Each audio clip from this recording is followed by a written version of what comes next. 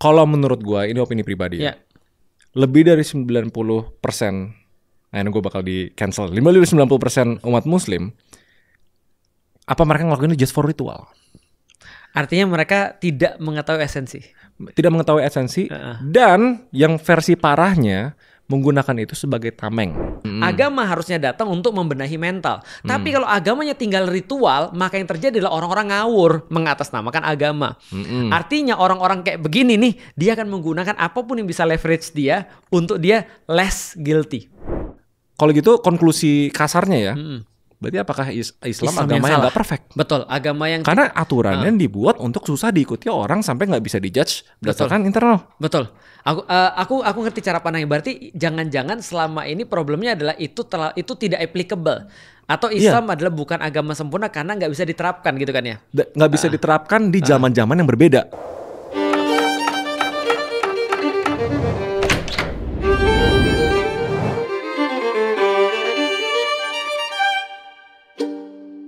Oke, khusus episode ini. Kok lu nggak salam? Nanti katanya gimmick. Katanya ngulang-ngulang terus. Enggak, yang kali ini beda. Yang kali ini harus tepuk tangan dulu dong. Gue minta tepuk tangan dulu semua dong. Dan bukan assalamualaikum, masya Allah, kata mama. Karena setelah 10 tahun lebih, gue barusan sholat. Akhirnya di Ramadan ini ya. Akhirnya di Ramadan karena kita mau ngejar hunting Lailatul Qadar. Lailatul Qadar. Gua kasih spill berikutnya. Ini bentuk escape. Betul, bentuk escape. Escape from routinity ya. Escape from routinity dengan membuat routinity baru. Bener. Tapi ini poin penting. Tapi rasanya gimana sih rasanya? Rasanya gimana? Pas sujud gimana rasanya?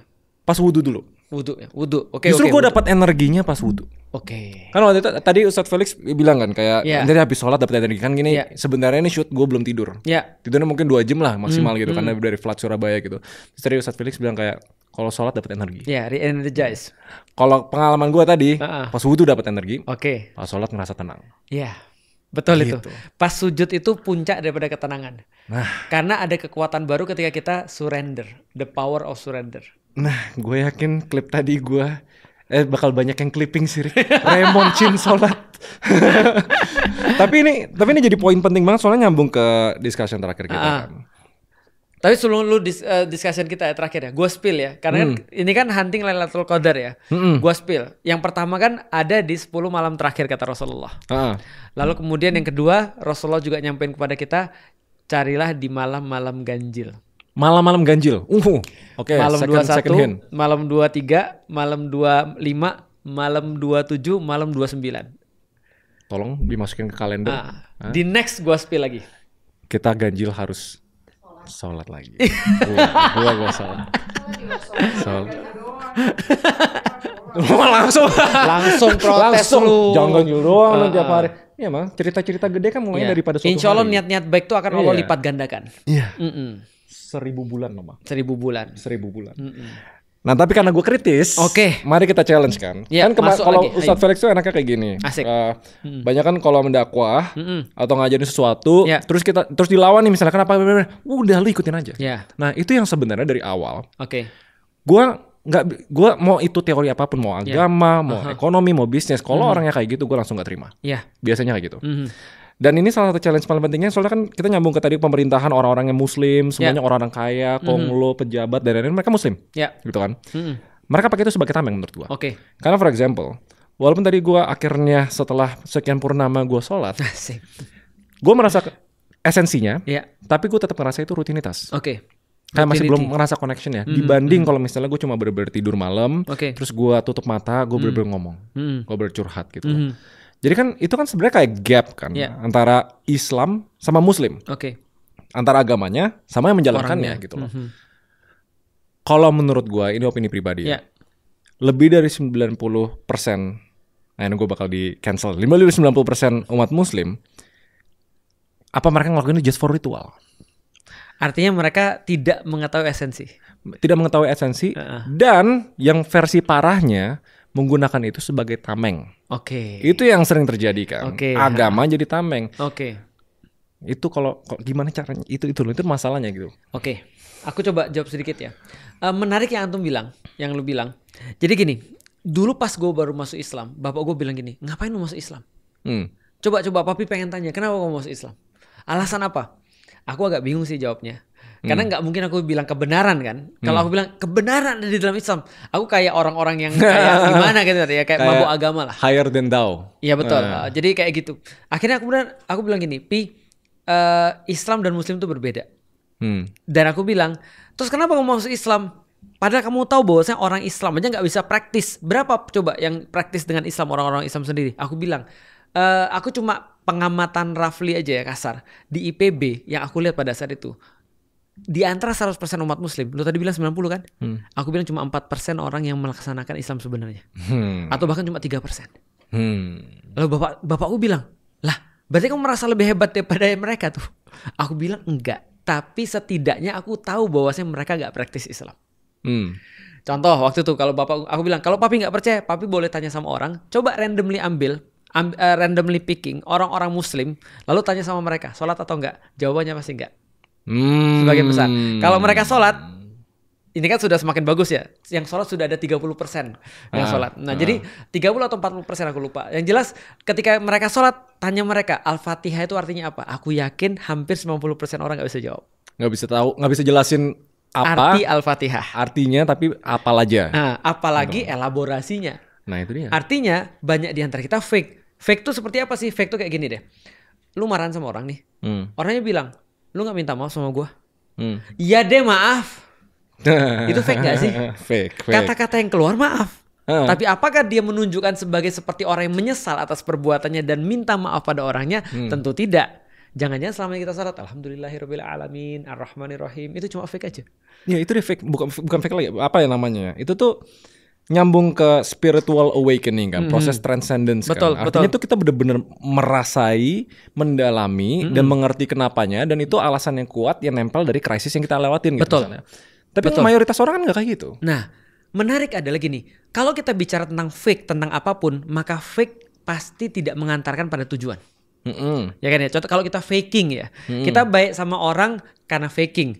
Berarti kalau kita baik sama orang, tujuan kita apa? Tujuan kita misalnya contoh ya di dalam Islam mendapatkan pahala, mendapatkan kebaikan. Tapi kalau kita faking kepada orang, berpura-pura baik, kita nggak dapat esensinya dong. Nggak dapat esensinya, tapi misalnya karena kita punya target pengen dapat project gitu misalnya. Dan ternyata Rasul pernah bilang, gitu. Ada orang yang faking puasanya. Dan itu dibacain terus setiap Ramadan. Faking puasanya. Puasanya. Jadi Rasul bilang gini, kam min so'imin laisalahum min siyami ilal ju' wal kasl. Kata Rasul gini, betapa banyak kalian lihat. Berarti kalau betapa banyak didominasi nih. Betapa banyak yang kalian lihat orang-orang mereka berpuasa tidak mendapatkan apapun kecuali rasa lapar dan rasa capek. Nah itu gimana? Berarti mereka puasa di hadapan orang, dia puasa, bibirnya pecah-pecah nih. Karena gak minum nih.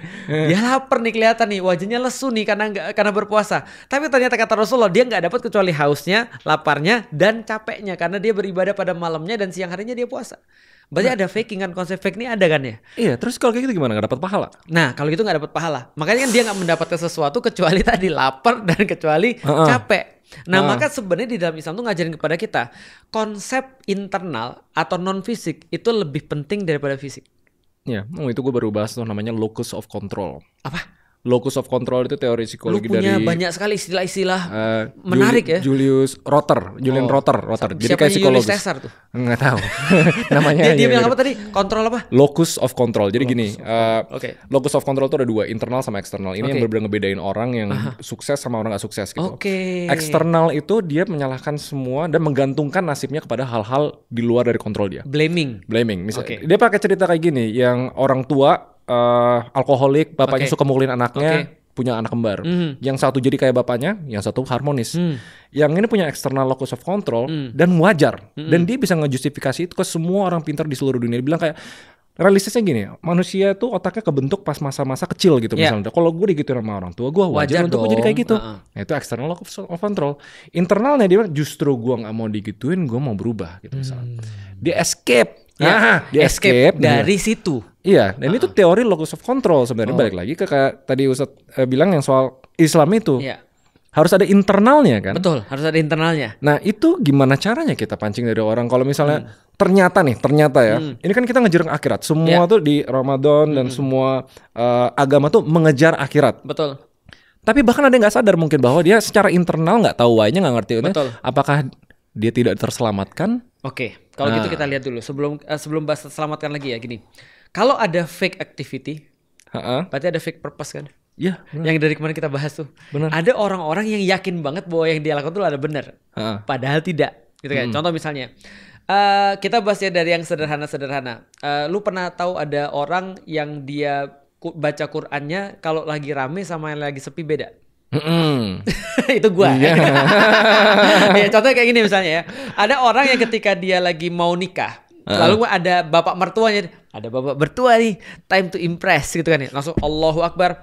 Setelah walad dolin, amin. Ar-Rahman, panjang langsung ayat yang dibaca. Supaya dia kelihatannya kayak bagus gitu kan ya. Berarti purpose-nya sudah salah kan? Awalnya dia kemudian sholat untuk Allah, jadi sholat untuk impress orang. Nah, di dalam Islam konsep ini namanya riya. Riya adalah sesuatu konsep di mana dia berbuat bukan untuk Allah, tapi untuk manusia. Nah, konsekuensi daripada perbuatan ini semua pahalanya nggak dihitung, malah dia dihitung dosa. Berarti sama kayak di Indonesia kan ya. Contoh kayak gini ya. Kita lihat, benar nggak sih di Indonesia ada banyak orang-orang yang faking dengan agamanya? Jawabannya sangat banyak sekali. Walaupun aku tidak bisa untuk menjudge bahwasanya orang-orang yang berusaha untuk bisa taat pada agamanya adalah dia faking. Karena kadang-kadang nanti kita bisa bahas di ujung ada fake it till you make it. Ya, gue salah satu penganut itu juga. Fake it till you make it. Fake it till you make it, tapi for the purpose of creating new habit. Nah, itu maksudnya. Berarti kalau purpose-nya benar, fake it adalah boleh. Tapi ada orang yang fake it untuk purpose untuk merugikan orang lain. Contoh misalnya kayak tadi ya, dia pengen terlihat Islamik. Karena orang-orang ketika ngeliat Islamik, dia punya ekspektasi. Orang ini nggak nipu, orang ini jujur, orang ini tahu Allah, ternyata nipu. Berapa banyak travel umroh yang kayak gitu? Benar. Berapa banyak orang-orang yang jualan, ketika dia jual dalam tanda kutip, misalnya dia berpenampilan Islami, orang bilang, dia sholat kok, masa dia nipu sih? Ternyata nipu. Ya, nggak, kalau Indonesia lebih simpel lagi. Mualaf untuk dapat approval popularitas. Nah, itu kan salah satunya jadi. Betul. Di semua, kalau menurut gue hampir semua lah, menurut gue banyak pejabat-pejabat dan lain-lain gitu kan, mereka mualaf atau apa gitu. Bahkan gue ngerasa kayak untuk beberapa orang-orang di attention ekonomi, mereka ngelakuin itu untuk kartu asnya mereka kalau mereka udah blunder gitu misalnya. Betul. Jadi gue pernah analisa untuk nutupin itu ya. Untuk nutupin, jadi kayak udah tobat nih hitungannya. Betul. Jadi kayak mualaf tuh dilihat sebagai kartu terakhir gitu. Karena ada ekspektasi kan. Nah, tapi kan itu gue suzon. Mungkin either gue terlalu kritis atau gue pesimis sama manusianya, tapi ya itu menurut gue yang what's happening di Indonesia. Oke. Nah kalau gitu coba kita bahas ya. Pertama tadi kita sudah disclaimer ke orang. Jadi sebenarnya kita udah disclaimer jadi aman sih. Karena kita bilang bahwa kita tidak mengatakan semua orang berusaha itu adalah sesuatu yang fake juga. Enggak. Ada mualaf-mualaf yang juga insya Allah jujur dengan keislaman dia. Tapi ada juga yang fake. Memang kita nggak pungkiri itu. Kadang-kadang untuk motif apa? Motif politik bisa. Untuk motif ekonomi bisa. Atau misalnya motif-motif yang lain juga bisa kan kita. Untuk kemudahan yang dia dapat ketika dia punya privilege sebagai seorang muslim misalnya gitu. Nah, kalau gitu kita lihat sekarang nih dalam satu konsepnya. Misalnya gimana kalau ada misalnya kayak gini. Nah, berarti inilah problemnya nih. Problemnya adalah ketika dia merasa bahwa ketika dia fake itu dia bisa nyelesain masalah. Jadi di titik ini nih yang terus mainin dulu. Jadi bukan di fake-nya, tapi alasan kenapa dia nge-fake itu. Dia pikir ketika dia punya masalah, lalu dia kemudian jadi mu'alaf dan itu adalah fake, dia bisa keluar daripada masalah itu. Dia nggak tahu bahwa setelah dia kemudian masuk Islam dan orang tahu bahwa itu fake, itu bahkan lebih parah masalahnya. Itu bahkan lebih parah. Iya kan? Nggak, bahkan lebih parah tuh maksudnya bukan nggak dapat pahala lagi, tapi malah berdosa. Bukannya dapat pahala, tapi juga bukannya tidak dapat pahala, tapi juga dia berdosa dan orang kehilangan trust sama dia. Ingat bahwasanya orang expect something itu berarti dia sudah trust. Nggak ada orang expecting kalau dia nggak trust. Kalau orangnya berpendidikan. Nah di Indonesia kasusnya tidak berpendidikan ya. Betul. Agama selalu jadi tameng untuk mengubah persepsi, membenarkan apa yang mereka lakuin salah gitu misalnya. Ya, biasanya adalah agama itu cara termudah yang orang bisa pakai untuk bisa convert persepsi orang tadi. Itu. Betul. Itu dia. Itu yang kenyataannya. Tapi tadi ya, balik lagi karena di Indonesia itu orang masih menganggap agama itu terpisah dengan tadi kehidupan. Karena gini contohnya. Kalau aku pernah ditanya begini sama orang. Ustadz, kalau saya mau nerima karyawan, saya cari yang sholat tapi skillful atau yang yang sholat tapi tidak skillful atau yang skillful tapi tidak sholat. Skillful tapi tidak sholat? Jawabanku sama. Kamu kan nyari karyawan kan? Kalau kamu nyari karyawan, purpose-nya apa? Kalau purpose-nya adalah nyelesain kemudian sesuatu, maka kita perlu yang skillful. Karena kalau kita rekrut orang-orang yang sholat tapi tidak skillful, maka sholat akan dijadiin sebagai masalah atau kesalahan atau yang disalahin ketika dia nggak nyelesain kerjaannya. Betul nggak? Tapi misalnya contohnya kita rekrut yang skillful, kita bisa ngajarin dia sholat dong. Bener. Iya kan ya. Tapi ada hukumnya nggak sih kalau misalnya, kalau dulu kan mungkin nggak ada bahasanya kayak agama jadi tameng gitu ya. Kalau real hukumnya di Islam atau kayak surat-suratnya untuk orang-orang yang pakai agama sebagai tameng, mengatasnamakan. Kalau gue inget dulu, kalau gue kan dulu sekolah Kristen kan. Ada ya satu itu tuh yang jangan say God's name in vain kalau nggak salah. Jadi jangan menyebutkan nama Tuhan dengan kesia-siaan. Dan itu roughly translate tuh ya jangan pakai agama sebagai tameng gitu kan. Kalau di dalam Islam lebih parah lagi. Apa? Wala tastaru bi ayati samanan qalilan. Bi ayatina samanan qalilan. Jangan engkau kemudian menjual ayat-ayat kami dengan harga yang rendah. Artinya dia menjual agama. Menjual agama. Apa maksudnya? Dia jadiin agama sebagai komoditas untuk dia dapat keuntungan pribadi. Ngerti. Nah, tapi aku cerita ya. Islam tuh senantiasa seimbang dalam segala sesuatu. Ini aku cerita. Suatu waktu ada anak kesayangan Rasulullah namanya Usama bin Zaid. Itu ketemu dengan orang ketika foto Mekah. Dia ketemu sama orang, itu dia nyerang duluan orang ini, musuhnya ini. Dia kemudian balas, pas hampir kemudian dia dibacok nih. Dia syahadat, asyhadu an la ilaha illallah wa asyhadu anna Muhammadar Rasulullah. Usama nih ragu nih, bacok gak nih? Ini kan padahal udah jelas-jelas nih, karena dia terancam, dia syahadat nih. Dibacok. Tetap dibacok, dibunuh. Dilaporkan pada Rasulullah. Usama bacok orang yang sudah syahadat. Dipanggil, sini Usama. Padahal Usama ini disayang banget sama Rasulullah. Dan semua orang tahu ini anak kesayangan Rasulullah. Lalu Usama ditanya, kamu ngapain tadi? Ini ya Rasulullah, aku bisa jelasin. Gitu kan ya. Aku bisa jelasin. Orang ini masuk Islam karena takut mati. Karena dia sudah di ujung pedangku, dia syahadat. Rasul bilang ini, Usama, besok kamu nggak belah aja dadanya, kemudian kamu nilai niatnya. Rasul marah. Oke. Bentar, kenapa Rasulnya marah? Karena Rasul katakan urusan hati kita nggak akan pernah bisa tahu. Kita cuma bisa menduga. Manusia bisa aja merasa, yang sensitif bisa tahu bahwa orang ini faking atau nggak faking. Tapi deep down di dalam hatinya hukum tetap harus disampaikan. Kalau ada orang sudah bersyahadat, dia punya hak-hak sebagai seorang muslim. Oke, misalnya berarti bahasa simpelnya si yang bacok itu Suzon. Betul. Nah, tapi Suzon dan itu nggak boleh. Suzonnya beralasan. Dan Suzonnya kita beralasan. pasti terima. Dan mungkin ya bahkan kalau gue orangnya tuh gue tetap bakal berpegang teguh sama alasan itu. Nah, ini fake ini orang. Udah jelas gitu lah. Nah, tapi itu semua pakai nalar, pakai logika kan. Pakai logika. Dan analisa kita bisa psikologinya, dan bisa merasa, bisa dijelasin secara psikologinya, bisa jelasin semua. Pokoknya ini undisputed proof bahwa dia ngelakuin itu fake. Betul. Nah, hanya saja Rasul perlu ngasih hukum, dan hukum kan nggak boleh berbeda. Hukum kan harus berlaku di tempat manapun dan di situasi manapun. Nah, sekarang coba lu bayangin gini. Kalau ada orang bisa nilai faking atau nggak faking berdasarkan kemudian pengamatan dia, setajam apapun dia, dan biasanya cewek lebih tajam daripada cowok kan. Ya, benar. Dia tahu siapa yang humble, siapa yang tulus sama dia, siapa yang punya kepentingan. Itu cewek lebih tajam daripada cowok kan. Ya, itu sudah instingtif. Nah, tapi kalaupun ya itu bisa dinilai oleh manusia, bukankah manusia tetap berpotensi salah? Besok-besok ada orang-orang yang benar-benar humble, dia benar-benar tulus, tapi dia dinilai nggak lu fake. Maka kata Rasulullah, kita tidak pernah menghakimi yang di dalam hati. Yang kita hakimi yang di luar. Tindakan. Yang urusan di dalam hati, urusan dia sama Tuhan. Nah, itu. Jadi batasnya di situ. Soalnya kalau di psikologi itu kayak gini. Gue tuh suka belajar psikologi. Dibilang kayak gini. Kalau kita ngejudge diri sendiri, kita ngejudge berdasarkan intensi bukan aksi. Kalau kita ngejudge orang lain, kita ngejudge berdasarkan aksi bukan intensi. Gitu. Bagus banget. Itu siapa yang ngomong tuh? Lupa deh, pokoknya gue baca. Kenshin Himura kayaknya. Nggak tahu siapa lagi Kenshin Himura. Kenshin Himura lu nggak tahu? Nggak tahu.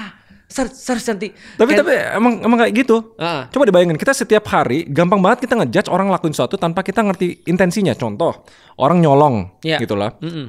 Pencuri nih. Layak dihukum, layak diapain. Tapi dibaliknya, di dalam hati dia, intensi dia biar anak gua gak mati kelaparan. Betul. Misalnya gitu. Tapi setiap kita ngejudge orang yang berdasarkan actionnya. Tapi kalau kita sama diri sendiri, kita kebalikannya. Kita gak fair ya. Kita justru ngejudge diri kita berdasarkan intensi, bukan aksi. Kalau niat kita baik, walaupun aksi kita buruk dan bikin orang sedih nih, kita tetap bisa ngejustifikasi bahwa kita nggak salah. Betul. Dan itu kan mismatch kan. Betul. Nah, maka aku cerita dulu tentang Kenshin Himura tadi. Samurai X itu dia pembunuh profesional. Gue nggak nonton Samurai X. Gue banyak anime lama yang gue nggak nonton nih. Dia pembunuh profesional. Dia pembunuh bayaran dan terkenal banget. tapi suatu saat dia tobat. Kayak lu kayaknya tuh.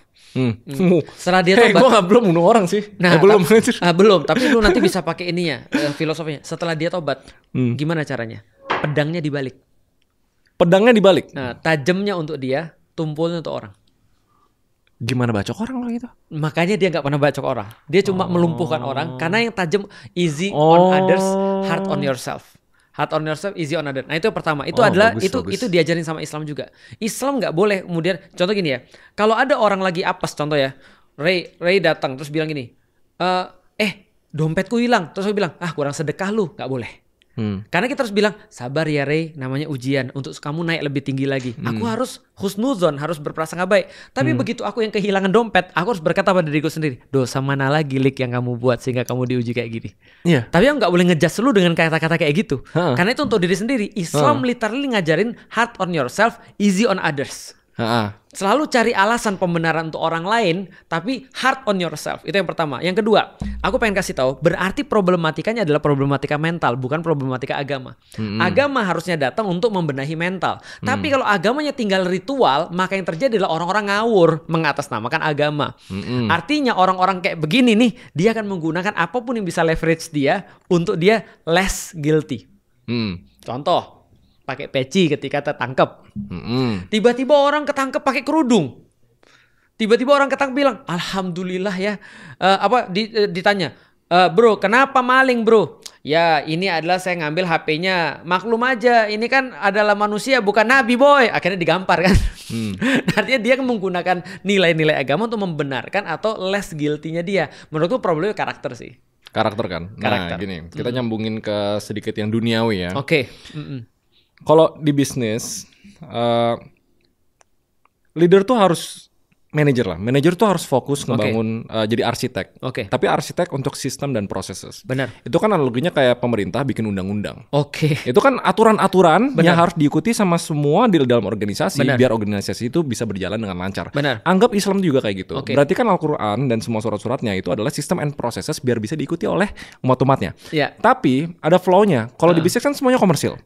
Kalau kita bikin systems and processes yang bagus as an organization tapi susah untuk diikuti umat-umatnya, dan yang disalahkan itu sistem and processes-nya loh. Betul. Bukan orangnya loh. Betul.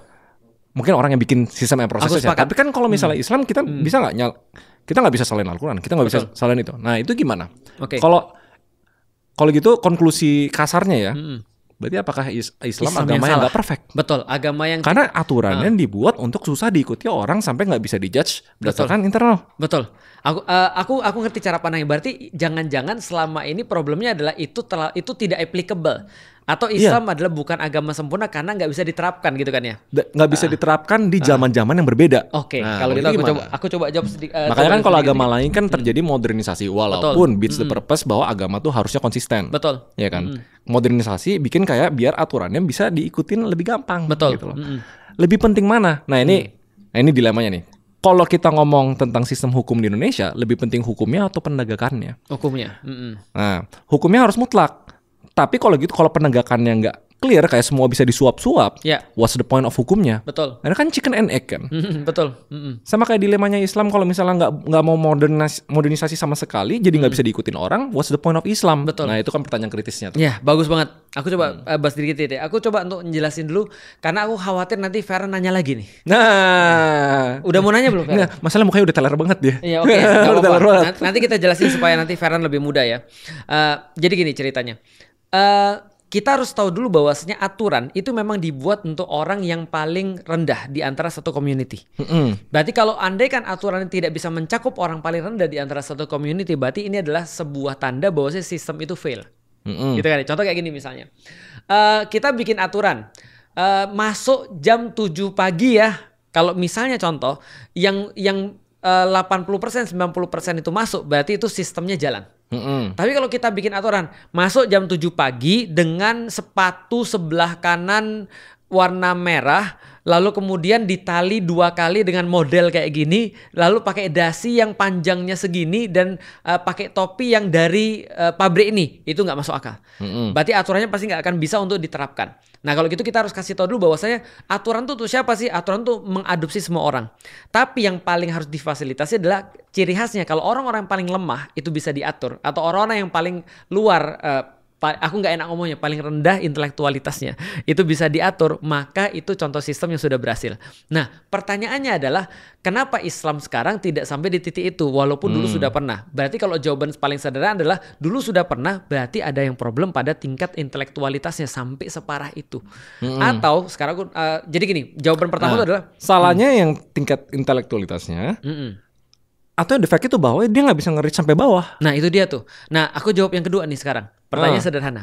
Kita bilang tentang masalah susah ya. Kita bilang tentang masalah kesulitan. Contoh misalnya kayak apakah Islam itu adalah sesuatu agama yang sulit banget untuk diterapkan? Menurut lu sekarang lebih susah untuk orang jadi Islami secara efforts ya, atau lebih susah orang untuk jadi orang jahat? Lebih susah untuk menjadi Islami daripada orang jahat. Yakin lu? Harusnya. Lihat ya. Karena lebih banyak orang jahat. Betul. Karena itulah sebenarnya kalau kita membahas tentang orang jahat, kenapa lebih banyak orang jahat? Orang jahat tuh perlu effort lebih besar daripada untuk jadi Islami. Oh ya? Contoh. Ya, logiknya gimana? Logiknya gini, misalnya ya. Kalau paling gampang ya, pengajian bayar nggak?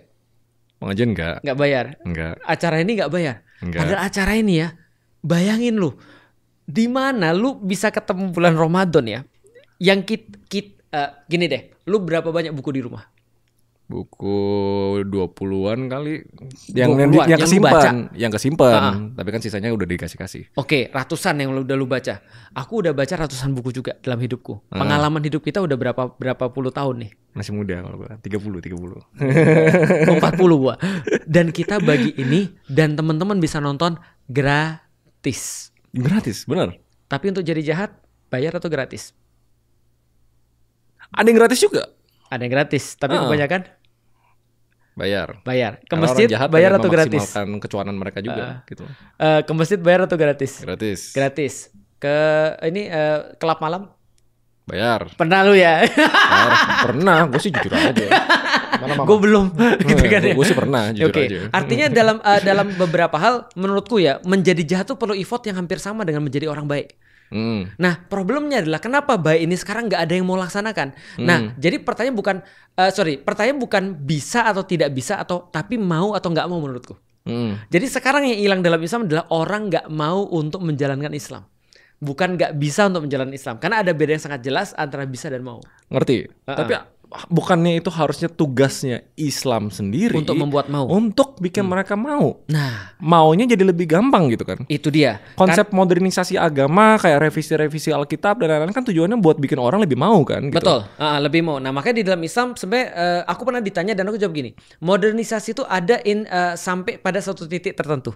Nah, tapi kalau dalam beberapa titik yang lain itu tidak bisa dimodernisasi. Contoh misalnya kayak gini ya. Sholat itu pasti gerakannya akan sama. Benar. Yang kemudian dimodernisasi adalah tempat sholatnya. Lalu kemudian apalagi misalnya kayak vibes tempat itu tempat sholatnya juga ya. Tapi yang lain-lain termasuk kemudian yang nggak bisa diubah karena itu sudah bagian daripada sesuatu ya, tulangannya lah ibaratnya. Ya. Nah, tapi kalau misalnya dia berkaitan dengan wasilah itu apa ya? Sebentar. Tools. Nah, tools itu harus selalu berubah.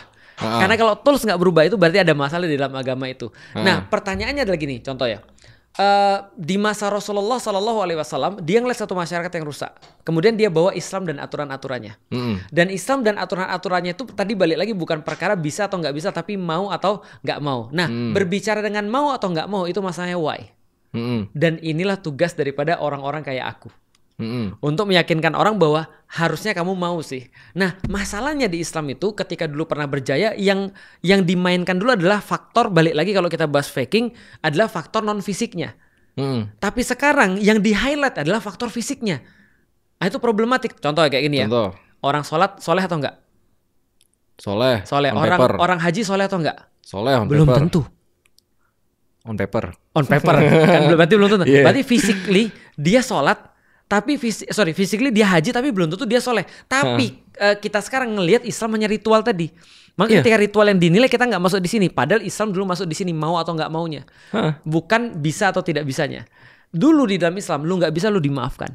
Tapi lu nggak mau itu tidak dimaafkan. Nggak dimaafkan, oke. Berarti problematikanya menurutku ya. Memang Islam sekarang nih kayak terlalu tinggi.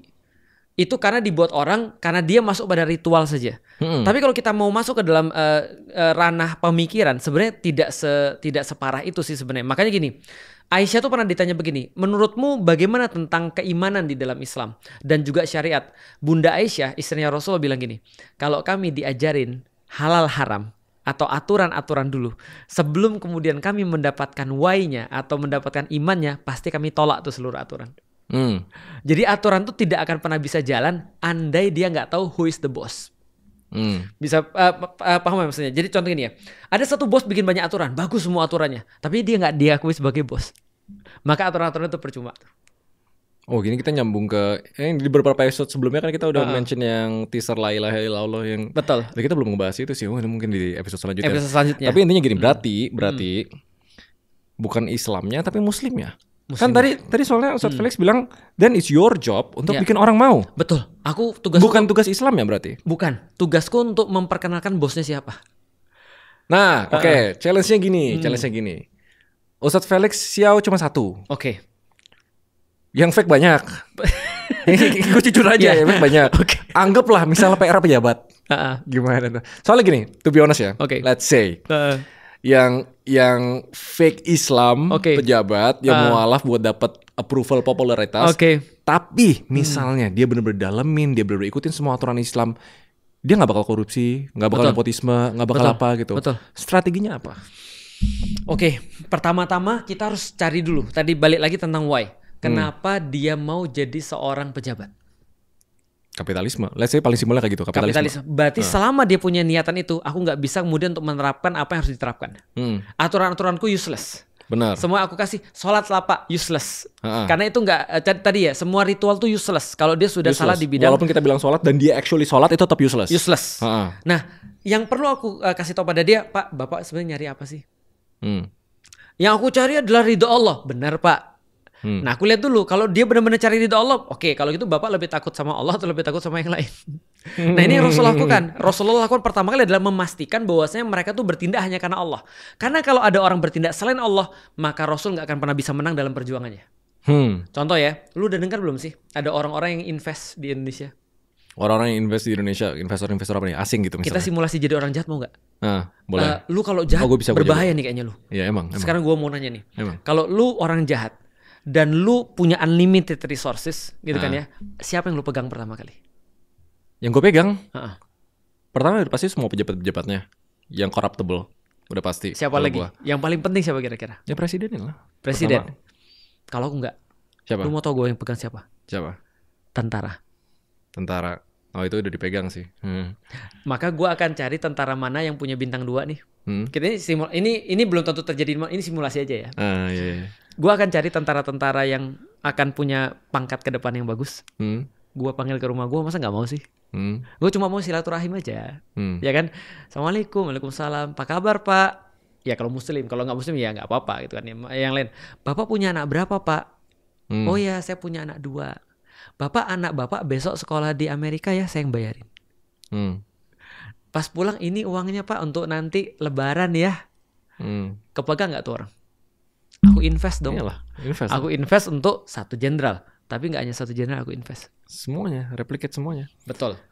Berarti jenderal itu akan aku pegang dan aku akan hilang kekuasaanku kalau lu datang ke jenderal yang sama, lu nawarin uang yang lebih besar. Bener gak? Benar. Itu red race dong.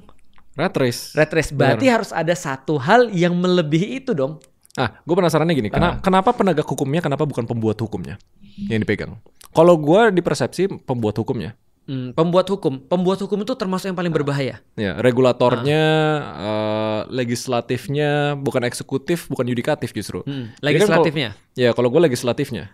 Itulah kenapa dibagi 3 dan akhirnya sama aja jadi 1. Sama aja, emang menjadi 1. Itu gue udah bahas 1 video itu full itu. Betul. Jadi 1 semua kan. Tapi kalau gue jahat, gue pegang legislatifnya. Bisa. Berarti lu legislatif, gua bagian tentara yang punya kekuatan kan. Ya udah, berarti kita berdua kalau orang jahat sih udah habis. Ya kan? Nah, artinya contoh. Berarti kalau gimana cara kita keluar dari red race ini kira-kira? Berarti aku harus cari satu motif yang aku bisa install sama orang. Yang motif itu ketika diinstal dengan tepat, dia jauh lebih tinggi daripada kepuasan ketika orang dapat uang atau ketika kepuasan orang dapat jabatan. Nah, itu yang diinstal oleh Rasulullah, koneksi kepada Allah, transcendental. Itu nggak bisa dinilai dengan worldly material. Maka ketika contoh ya, ada orang datang, ini aku bawa uang, dia bilang kamu mau bayar saya, kamu bisa bayar kemudian surga saya, atau kamu bisa bayar akhirat saya, atau neraka saya kalau saya masuk neraka. Lucu ketika suatu waktu lihat ya, bagaimana ketika orang sudah terinstal sesuatu yang transcendental. Ada satu ulama kerjaannya ngeritik pemerintah di dalam sejarah Islam, dipanggil oleh kemudian khalifah. Pada saat itu khalifahnya memang problem, dia dipanggil terus bilang, kamu masuk sini. Kamu ini nih, kamu lepas sepatumu, kamu masuk sini. Udah pakai aja sepatumu. Enggak, aku mau lepas. Loh, kenapa kamu lepas? Aku masuk masjid aja aku lepas. Padahal aku ketemu Allah loh. Kenapa kamu harus pakai sepatu? Berarti itu pertama. Terus kemudian dia bilang, ya udahlah, kamu terkenal sebagai orang paling sering kritik. Kamu mau minta apa? Kamu mau minta apa aku kasih. Stafsus. Mau minta apa? Ini belum cerita by the way tentang ini ya. Enggak. Ini enggak ada dalam cerita tadi sih. Okay. Ya, kamu mau minta apa nih? Dia bilang apa? Tau gak jawabannya? Ketika aku baca tuh mind blowing banget. Dia bilang, ulama ini bilang gini, aku kasih tahu sama kamu ya, sama Allah saja yang punya dunia ini, aku nggak pernah minta dunia. Kamu nggak punya dunia ini, aku mau minta apa dari kamu? Artinya dia nggak bisa ditawar dengan apapun duniawi kan? Berarti saat itulah orang ini akan bertindak sesuatu tidak dengan motif dunia. Kalau orang sudah tidak bertindak dengan motif dunia, maka kita bisa mengharapkan justice di situ. Nah, tapi ini ada dua nih berarti komennya nih. Oke. Dua nih ya. Gue kenal beberapa mafia judol. Oke. Gue kenal beberapa mafia. Kenalin dong. Gue kenal beberapa mafia yang megang kepolisian. Oke. Gue kenal beberapa mafia yang pegang ormas-ormas tambang gitu loh. Tiga-tiganya religius as F. Tiga-tiganya dengan agamanya masing-masing. Oke. Ada yang udah sampai semua, tapi religius banget, selalu charity, selalu hitungannya sedekah, selalu berbagi, selalu bikin sekolah, selalu bikin masjid gitu. Oke. But they keep doing those things. Oke. Sekarang kita bahas redefine religious. Mereka religious atau mereka guilty? Atau mereka feeling guilty? Nah, lu tau nggak pernah? Either way mereka pakai itu buat tameng. Nah, ini kita bahas. Itu kan balik lagi ke yang kita bahas di awal kan. Betul. Lu pernah ketemu nggak dengan cowok-cowok yang tiba-tiba kasih istrinya bunga? Bagaimana reaksi istri, kita udah tahu bagaimana orangnya. Contoh ya, reaksi istrinya, tumben lu. Lu selingkuh sama siapa? udah langsung ini kan. Tumben lu. Ada masalah apa sih? Ngomong dong. Karena istri merasa nggak biasa ketika suaminya berbuat seperti. Berarti ketika dia berbuat kebaikan as a feeling guilty. Contohnya misalnya, kalau tiba-tiba ada seorang anak yang nggak pernah nyuci piring dan nyuci baju atau apa, tiba-tiba kita pulang lihat dia nyuci baju, kita langsung nanya, lu tadi melakukan kesalahan apa? Lo kayak tadi gue tiba-tiba sholat terus mama kayak ada agenda apa ini? Betul. Gue sholat bro, Fuad baru datang. Gak ikut tadi. Lu gak ikut sih. Terakhir sholat SMA dia. Dari terakhir SMA dia. Masya Allah loh. Bersejarah makanya. Nah, artinya ada orang yang pengen berbuat sesuatu karena feeling guilty. Nah, berarti dia bukan religious. Karena religious artinya adalah dia melakukan sesuatu tuh karena dia mengharapkan sesuatu yang transcendental. Berarti dia melakukan sesuatu karena supaya nggak mau dianggap sebagai orang yang bersalah. Contoh kayak gini ya. Aku paling nggak suka nih ketika bukan paling nggak suka. Ada salah satu yang aku nggak suka adalah ketika ada ustadz bilang kita tuh harus seimbang dunia dan akhirat.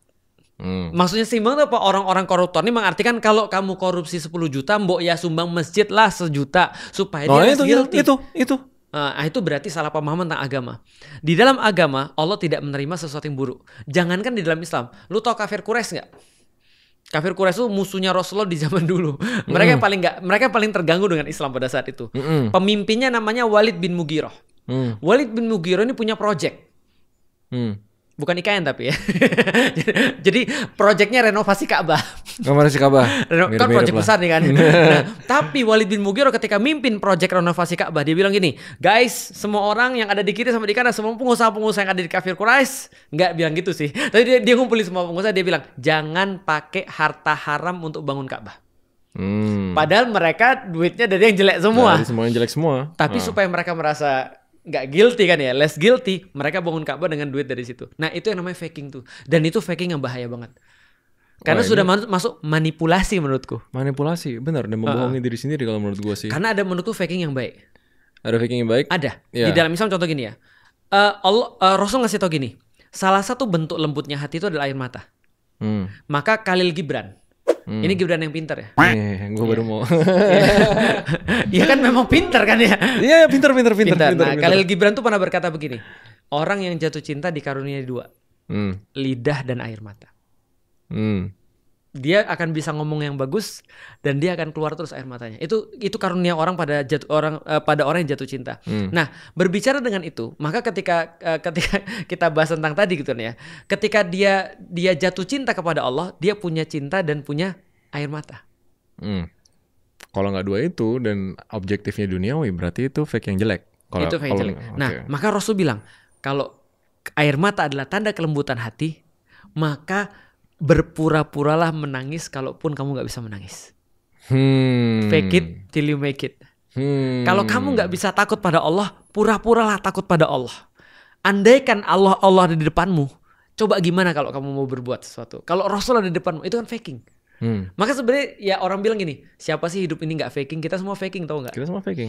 Anu pakai baju kayak gitu, lu pakai baju kayak gitu, gua pakai baju kayak gini. Kita sedang membuat penonton kita untuk berpikir sesuai dengan yang pengen kita pikir, kita mau mereka pikirkan. Ketika aku pakai baju kayak gini, aku pengen mereka merasa aku tuh santai. Lu udah bilang, kenapa lu pakai baju begini? Ada artinya. Ada artinya. Cek Escape episode 2 itu kan episode 2. Episode 2 apa 1? 1 atau 2 lah pokoknya. Artinya kita semua faking. Tapi apakah faking itu manipulatif atau tidak? Karena kalau manipulatif itu cenderung buruk. Iya. Nah, maka ada faking yang baik, ada faking. Nah, orang-orang kayak gini faking yang buruk. Balik lagi kan sebuah. Berarti gini, kalau gitu ini tuh gue jujur makin kebuka dan gue makin kritis. Yang tepat tuh itu, gue makin kritis, bukan makin percaya Islam. Betul. Nah, ini plot twistnya nih. Karena kalau misalnya penyebaran Islam itu bergantung dengan muslimnya yang notabene tidak sempurna, dan PR selanjutnya gini, apakah yang benar adalah bukan Ustadz Felix ngedalemin Islamnya lagi, tapi dalemin yang duniawi-duniawi, contoh psikologi, influencing people. Betul. Yang in a way sebenarnya kan manipulatif. Iya. In a way kan kalau misalnya kita deketin orang yang sebenarnya awalnya nggak punya interest ke Islam, tapi kita muter-muter lihat tentang kayak why-nya dia, childhood traumanya dia, di approach terus kayak secara pikiran mau pakai ilmu hipnotis, tapi for the purpose of dia bener-bener why-nya dapat ke Islam. Betul. Dan harusnya begitu dong. Itu keren banget.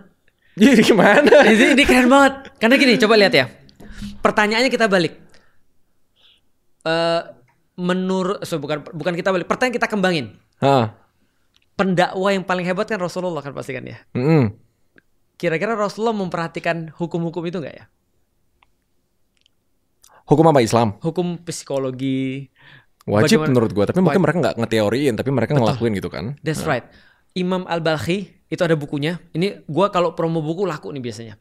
Itu ada buku yang ditulis pada tahun 1000 atau 900 aku lupa. Tentang pedoman penanganan penyakit mental pada orang-orang. Dia pakai satu hadis. Dari hadis ini diturunkan 60 panduan dalam menangani penyakit mental. Gue cerita hadis ya. Lu orang yang aku rasa pasti akan bisa ngambil banyak dari hadis ini. Ada satu orang namanya Abu Umair, anak kecil. Rasul sering berkunjung ke rumah dia. Sering nemuin keluarga dia sama anak ini namanya Abu Umair. Abu Umair nih kesukaannya pelihara burung. Suatu hari ketika datang ke situ, Rasul, ini orang sedih banget. Mukanya sedih banget. Rasul nggak langsung datang ke dia. Lalu nanya pada bapak ibunya, itu Abu Umair kenapa? Bapak ibunya bilang, burungnya mati. Rasul tahu, oh gitu. Rasul datang pada dia, pendekatnya coba lihat. Rasul nggak berbuat apapun kecuali ngomong begini dalam bahasa Arab. Ya Abu Umair, ma fa'ala nughayyir. Wahai Abu Umair, burungmu lagi ngapain? Anak itu merasa terhibur, ditemenin, dan Rasul nggak pernah nasihatin. Dari situ Al-Balkhi nurunin 60 pedoman nanganin penyakit mental. Yang pertama, jangan engage orang penyakit mental lalu kasih obat di situ. Jangan kasih obat penyakit mental ketika dia lagi sakit. Beda dengan penyakit fisik. Begitu penyakit fisik muncul, kasih obatnya. Tapi penyakit mental enggak. Tunggu sembuh dulu baru kasih obat. Luar biasa kan? Sembuh dulu. Gimana cara dia sembuhnya? Time will heal. Karena orang-orang yang sakit mental, mereka nggak perlu nasihat lu. Yang mereka perlu adalah lu nemenin dia. Iya benar. Rasul nggak datang gini, Abu Umair, burungmu mati aja lu gitu. Ya Allah, sahabat gue mati berapa banyak? Ini ya, makin jatuh ketipa tangga. Ketika gitu kan? Itu kira-kira dia gimana? Intinya kayak gitu kan. Memang gak relate dia sama gua, gitu kan ya. Iya. Lah sekarang pendekatan kita gimana coba? Pendakwah pendekatannya gimana kepada orang? Lihat ada orang kemudian gak sholat, dia omongin apa? Astagfirullahaladzim, udah umur segini lu gak sholat. Makin gak sholat sih. Kayak gitu. Gimana lu bisa masuk surga lu? Orang terus ngomong apa? Emang lu doang yang perlu, lu perlu surga? Lu pergi aja sana. Gua gak apa-apa di neraka. Karena dia merasa gak relate dengan itu. Iya benar. Nah, pendekatan psikologi itu pendekatan Rasul banget. Nah, sayangnya itu problemnya bro. Kita itu sekarang tuh Islam merasa gak perlu apapun. Lu bayangin, gua lagi baca buku, gua posting nih. Tahu gak lu komentar orang apa? Apa? Sebaik-baik bacaan adalah Al-Quran. Ya, Astagfirullah Ustadz, bacanya Harry Potter. Paham gak lu? Jadi gua bilang, kok lu bandingin novel dengan Quran? Paham gak sih maksud? Paham. Gitu amat lu. Maksudnya dibedain antara Islam dengan ilmu-ilmu yang lain. Berarti gini. Gue di timer ini.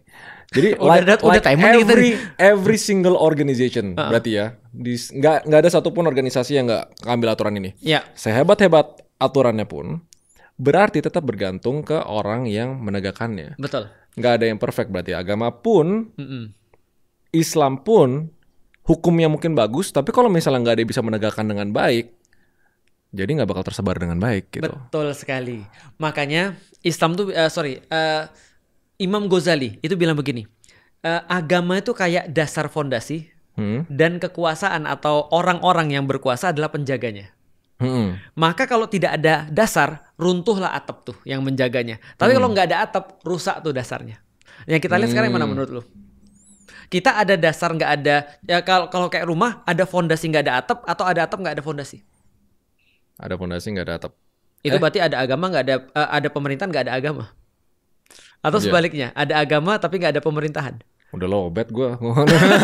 Oke. Yang mana nih? Kalau yang gue lihat di sini adalah, kan tadi kata Imam Ghazali, kalau agama itu seperti dasar, maka atapnya adalah penguasanya. Yeah. Nah sekarang Islamnya ada, lengkap, sempurna, komprehensif. Yang nggak ada penjaganya, maka kita lihat adalah kayak rumah yang nggak ada atapnya lagi, lusuh di mana-mana.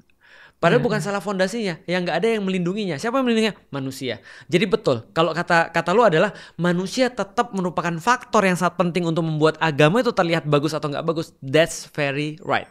Ya udah, berarti beban yang lebih besar adalah ke Ustadz Felixnya. Itu benar. Kenapa lu jadi lempar ke gua? Iya, podcast terakhir soalnya bebannya kan ke gua, minta koordinirnya ke orang-orang baik kan. Ya udah ganti. Jadi gini ya, gua umurnya udah berapa? 40. Masih ada waktu. Lu umurnya berapa? 30. Lah, berarti lu harapan hidup lebih panjang siapa? Tapi kan sama-sama jendelanya 5 tahun ke depan nih, menurut gua. Dan ini analisa tepat. Waktu itu Ustadz Felix bilangnya 5 tahun kan. Gua bilang, bener 5 tahun. Maksimal banget 10. Iya. Masih bisa 50 masih sehat lah, masih bisa ini kan. Lu nonton One Piece gak? Cuma live actionnya. Live actionnya. Lu tahu kenapa Shanks itu hilang satu tangan tuh? Lupa lagi. Lupa. Dia emang ada di live actionnya? Tolong nakama kasih tahu. Emang ada di live actionnya dijelasin kenapa? Ada. Shanks hilang tangan satu. Terus dia ditanya. Rambut merah tuh. Terus dia ditanya kan, kamu kan salah satu pendekar terhebat dalam sejarah. Kamu tuh ilmumu nggak ada yang nandingin. Yang nanya Whitebeard sih, Shirohige. Nanti itu belum muncul dia. Kenapa kamu tangannya hilang sebelah? Dia bilang ini bukan hilang. Aku investasikan pada generasi ke depan. Jadi aku investasikan beban ini pada lu, Rey. Ya gitu aja, oper aja. Yaudah, kita bahas di episode selanjutnya.